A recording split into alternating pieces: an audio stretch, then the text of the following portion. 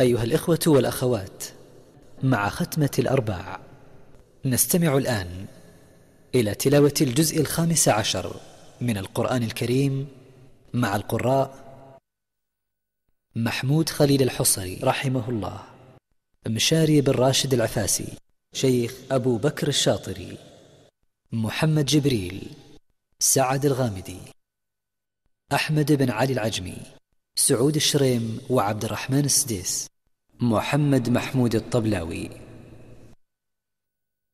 والآن مع تلاوة عطرة للقارئ الشيخ محمود خليل الحصري رحمه الله.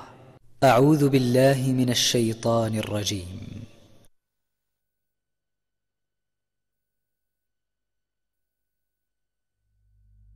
بسم الله الرحمن الرحيم.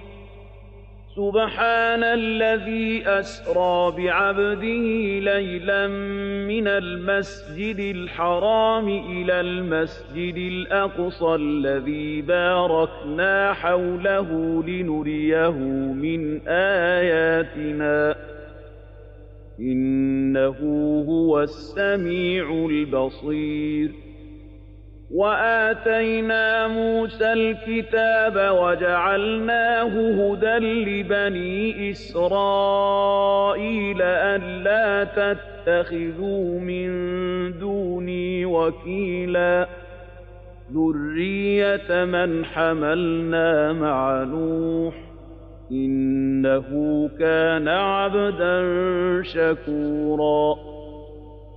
وقضينا إلى بني إسرائيل في الكتاب لتفسدن في الأرض مرتين ولتعلن علوا كبيرا.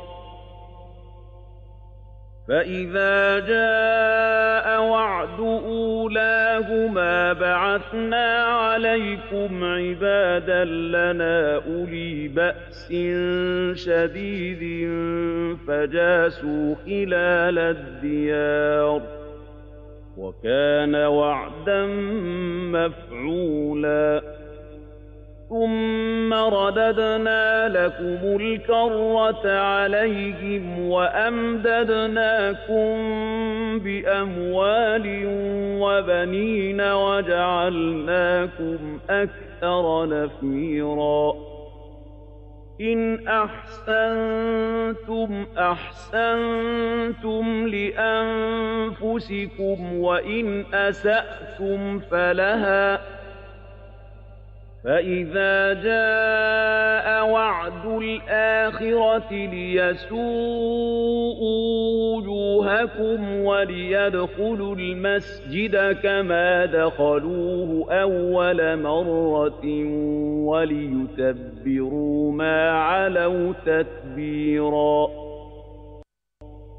عسى ربكم أن يرحمكم وإن عدتم عدنا وجعلنا جهنم للكافرين حصيرا.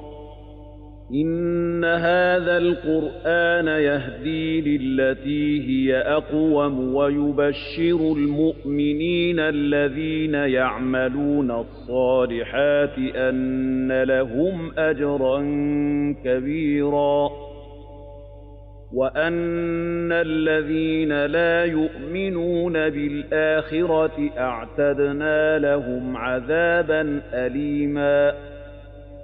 ويدعو الإنسان بالشر دعاءه بالخير وكان الإنسان عجولا.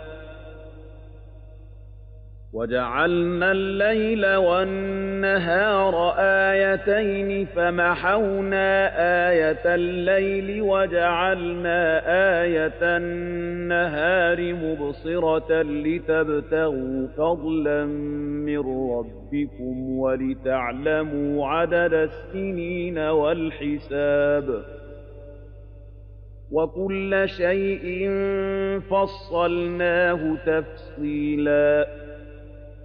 وكل إنسان ألزمناه طائره في عنقه عنقه ونخرج له يوم القيامة كتابا يلقاه منشورا اقرأ كتابك كفى بنفسك اليوم عليك حسيبا من اهتدى فإنما يهتدي لنفسه ومن ضل فإنما يضل عليها ولا تزر وازرة وزر أخرى وما كنا معذبين حتى نبعث رسولا وإذا أردنا أن نهلك قرية أمرنا مترفيها ففسقوا فيها فحق عليها القول فدمرناها تدميرا وكم أهلكنا من القرون من بعد نوح وكفى بربك بذنوب عباده خبيرا بصيرا من كان يريد العاجلة عجلنا له فيها ما نشاء لمن نريد ثم جعلنا له جهنم يصلاها مذموما مدحورا ومن أراد الآخرة وسعى لها سعيها وهو مؤمن فأولئك كان سعيهم مشكورا كلا نمد هؤلاء وهؤلاء من عطاء ربك وما كان عطاء ربك محظورا انظر كيف فضلنا بعضهم على بعض وللآخرة أكبر درجات وأكبر تفضيلا لا تجعل مع الله إلها آخر فتقعد مذموما مخذولا. كنا مع التلاوة المباركة للقارئ الشيخ محمود خليل الحصري رحمه الله.